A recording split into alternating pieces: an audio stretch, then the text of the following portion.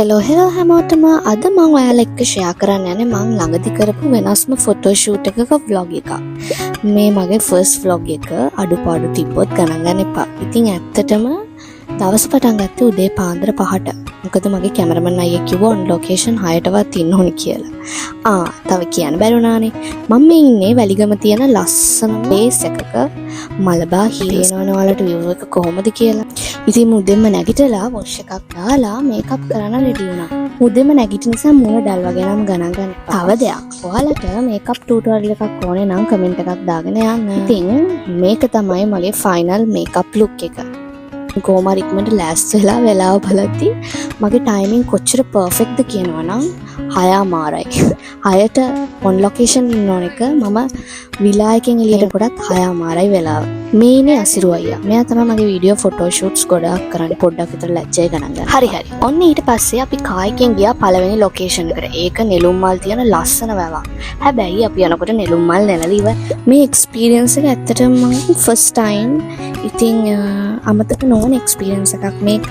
මට වැඩි ඒ අංකල් බයේ හිටියේ මාව වැව මැද්දට ගෙනියන්න.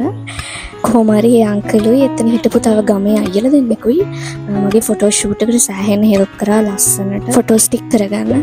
හැමදාමත් වගේ අසිරු අයියා මම වැවකට විතරයි දැම්මේ නැත්තේ. ඉතින් ඔන්න මේ ෂූට් එකේ වැවකටත් දැස්සුවා. තුවාලෙකුත් තියාගෙන තමයි මට ලස්සන ෆොටෝ ෂූට්ස් ටිකක් කරලා දුන්නේ. ඔයාලට ෆොටෝ ෂූට් එක මගේ FB page එකෙන් ඔයාලට බලන්න පුළුවන්.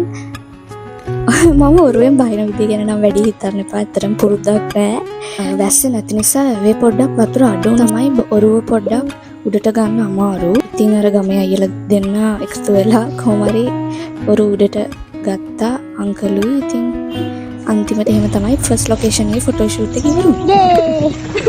ඔන්න ඊට පස්සේ අපි දෙවෙනි ලොකේෂන් එකට යන ගමන් මම කැමරමන් අයගෙන් අහුවා පළවෙනි ලොකේෂන් එක ගැන පොඩි අදහසක්. හරි මාගේ තේනවනේ ඉතින් එයාගේ උත්තරේ. ඒ ප්‍රශ්නේම එයා මගෙන් අහුවාම වතුරට නොඇටි බේරිලා තුවාලවල සරව එනකම් ෆොටෝ ගහලා ඊළඟට මුහුද වැටෙන්නේ මුහුද වැටෙන්නේ. දෙවෙනි ලොකේෂන් එකට යන ගමන් තමයි වගේ ප්‍රශ්න ගොඩාරියක් ඇහුවේ ඉතින්. මේක තමයි අපි තෝරගත්ත දෙවෙනි ලොකේෂන් එක. මේ ලොකේෂන් එක සිලෙක්ට් කරන්න හේතුව මම හිතන මට අවශ්‍ය જાති ප්‍රොප්ස් ටිකක් මෙතන තිබ්බා. ඉතින් පේනවනේ අසිරුවේගේ ටැලන්ට් එක බිම පෙරලිලා කැරකිලා කොහොම හරි ලස්සන ෆොටෝස් ටිකක් ගහලා දුන්නා. ඒක නෙමෙයි අන්තිමට බලන්න කවුද ආපු යාළුවා කියලා. එයා කොහොම හරි පිටිපස්සෙන් ඇවිල්ලා පෝස්ට් එකකුත් දීලා ඉවරයි.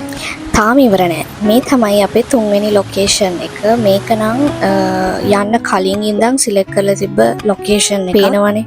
ඉතන නම් අපිට සෑහෙන්න අවුව දැනුණා. ඒ තරම් රස්නේ. ඉතින් ඒ තව්වේ පිච්චි අපි කොහොම හරි ලස්සන අවුට්පුට් එකක් එතනත් ගත්තා.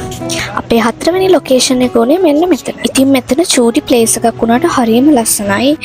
මේ පේනවනේ මුලේ ඉඳන් ලොකේෂන් 3ක් විතර එනකම් තෙමෙන්නේ නැතුව හොඳට හිටියා. හතරවෙනි ලොකේෂන් එක වෙද්දි උඩ ඉඳන්ම තෙමිලා ඉන්නේ. ඇත්තටම හතරවෙනි ලොකේෂන් එකේ ෆොටෝ ෂූට් එක ඉවර වෙච්ච එක ගැන මට හරිම සතුටුයි. මෙතනින් පස්සේ අපිට වීඩියෝ එකක්වත් ගන්න කිසිම මූඩ් එකක් තිබ්බේ නැහැ. ඒ තරම් අපි අවුල් ඉඳලා ඩල් වෙලා හිටියේ. ඉතින් ඔන්න ඔය වගේ තමයි අද ෂූට් එක ගියේ. ඉතින් ෆොටෝ ෂූට් එක ලස්සනට කරන්න මට උදව් කරපු අසිරු අයියටත් ඒ වගේම මගේ ෆැමිලි එකේ අයටත් vlog එක බලන ඔයාලට thank you ඒ වගේම ආදරේ. ඉතින් දිගටම මගේ day vlogs බලන්න YouTube channel එක අමතක නොකර subscribe කරලා තියාගන්න. bye.